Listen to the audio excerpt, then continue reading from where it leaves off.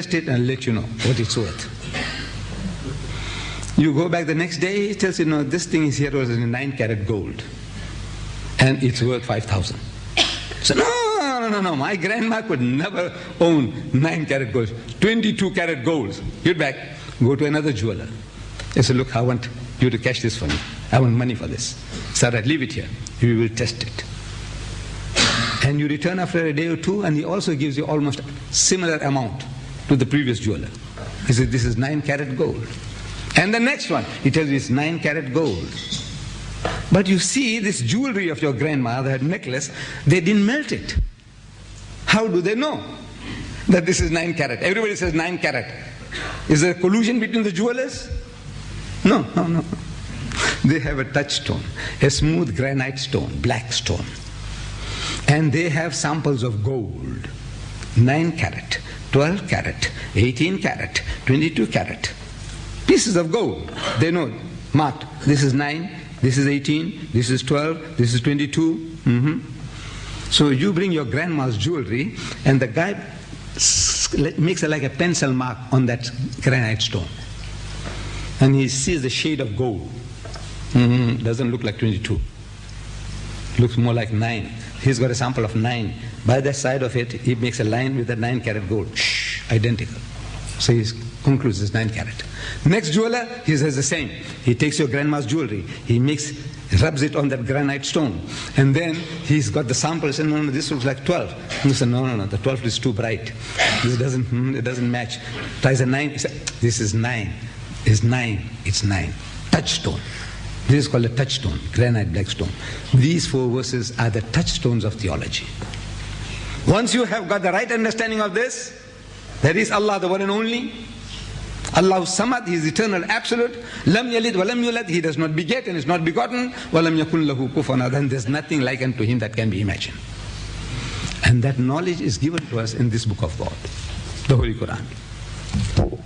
If you have a translation like this, you know the value. I said you get 12 books of that for this.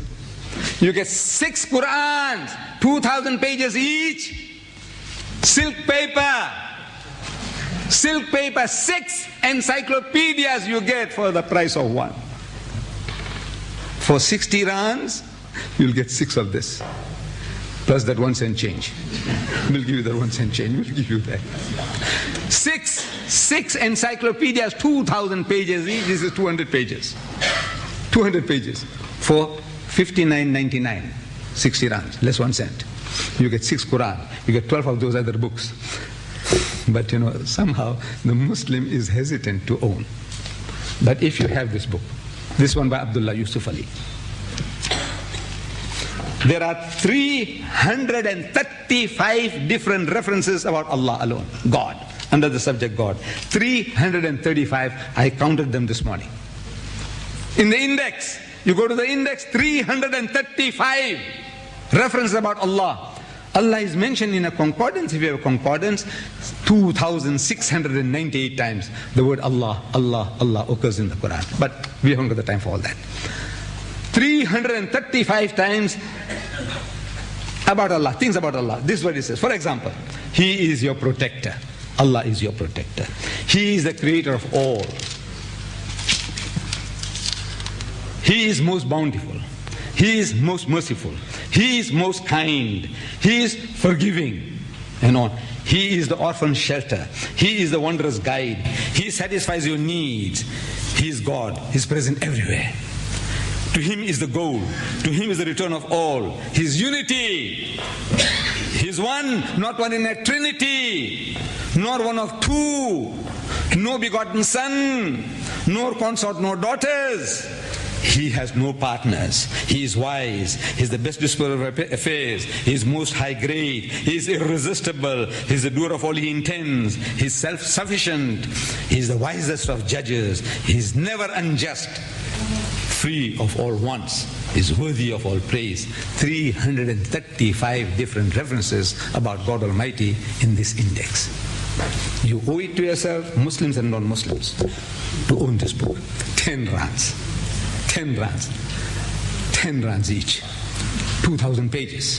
silk paper and everything about God and about life. You know about marriage? You get it in the M. You know about divorce and the D. You know about heaven or hell and the H. You know about Jesus and the J. What do you want to know? Everything on your fingertips. And 6 of these for one of this. You take your choice. Wa akhiru da'wana alhamdulillahi rabbil alameen.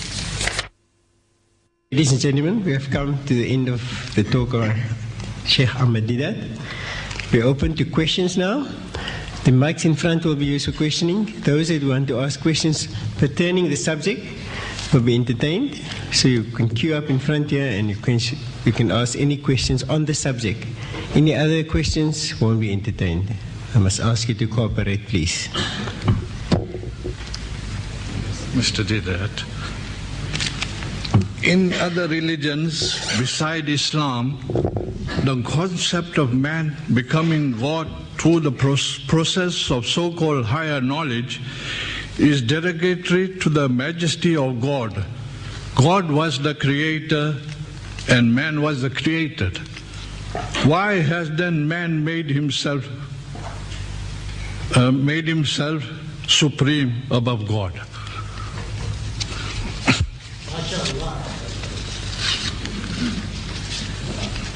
Man, how can he make himself supreme above God?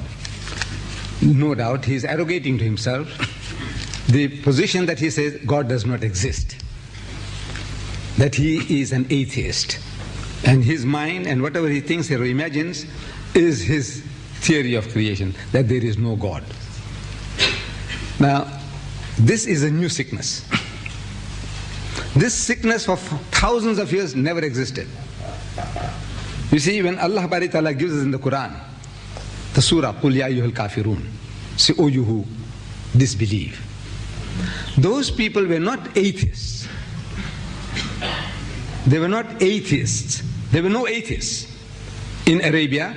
There were no atheists in India for 5,000 years. There were no atheists in China for thousands of years. In the most primitive nations on earth, there were no atheists.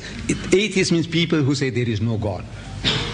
Everyone, they believe in some kind of God, that there is some power, something, somebody made this and somebody made that, wherever, in Central Africa, or whether in China, or in India, or Arabia. But it is the concept that whenever Nabi Karim Sallallahu Alaihi Wasallam put forth the concept of Allah, His Wahdaniyat, that people said, no, we believe in 360 gods. He said, no, not those 360. Shaped like eagles, like lions, like human beings. Not this, not that, not that. All this was negated. So the thing is now, today in modern times, man has come forth with the idea that as if he created everything, because he's able to explain, he's trying to give for the theory, the Big Bang theory, this theory, that theory. So from that he assumes that actually as if he made it, because he's trying to explain how things happen as if he did it. Now, in this book of mine that has been given to you, you will find there how to talk that type of sick people. You know, the people who say that there is no God, how to reason with him from the Quranic verses that are given to you. So, this is my answer to that. Mr. Deedat, our host is not here today. Yes. I would like to ask one question. Are you prepared to answer it? No, not for him.